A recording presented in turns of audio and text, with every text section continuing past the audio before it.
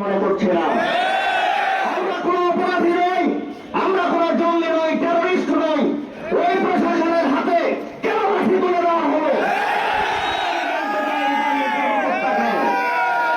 আমরা মত করতে আসি নাই, আপনার উপরে বিচার করতে আসি নাই। কিন্তু আপনি এই ধরনের সংসদ নির্বাচনে নতুন করে বিচার করতে চাবেন, এইটা পঞ্চগড়ের জনগণ মেনে নেবে না। আপনি প্রশাসনের হাতে লাঠি তুলে দিয়ে চরম অন্যায় করেছেন এবং পঞ্চগড়ের জনগণের সাথে চরম ধৃষ্টতা দেখিয়েছেন। আপনি ওই দুঃসাহস করবেন না। বিগত সময়ে আমাদের বিভিন্ন নেতা কর্মের গায়ে হাত তুলিয়েছেন আপনি। এইবার আমরা ক্ষমা করেছি, নতুন করে ক্ষমা করার কোন উপায় থাকছে না। আপনি খুব দ্রুত এই ব্যাপারে অবস্থান গ্রহণ করবেন। আপনি গতকাল ইন্ডিপেন্ডেন্ট টেলিভিশনে একটা সাক্ষাৎকার দিয়েছেন। আপনি বলেছেন যে ব্যানার বানিয়েছে তারা, ফেস্টুনকে ব্যানার হিসেবে উপস্থাপন করেছে। আপনি কি বাংলা পড়াশোনা করেন নাই? আপনার নির্বাচন কমিশনের যে পরিবর্ত হয়েছে সেটা নতুন করে ব্যাখ্যা করার উপায় নাই।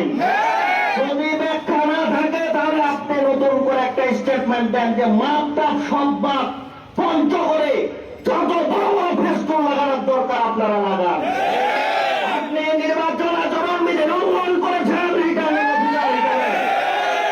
আপনি একজন অভিভাবক হিসেবে আপনি মানুষকে শোকজ করেন, কিন্তু আপনাকে শোকজ আগে করা উচিত। আপনি নির্বাচন কমিশনের ওই বোর্ডে ঢোকার সময় এখনো ফেস্টুন ঝুলছে।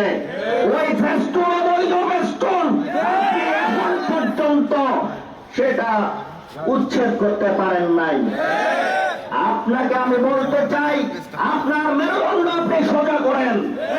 আপনার মাজা ভাঙা থাকলে ট্রিটমেন্ট করেন, আমরা টাকা দিয়ে আপনার ট্রিটমেন্টের ব্যবস্থা করছি। আর মানসিক সমস্যা থাকলে পাবনা চলে যান আপনি।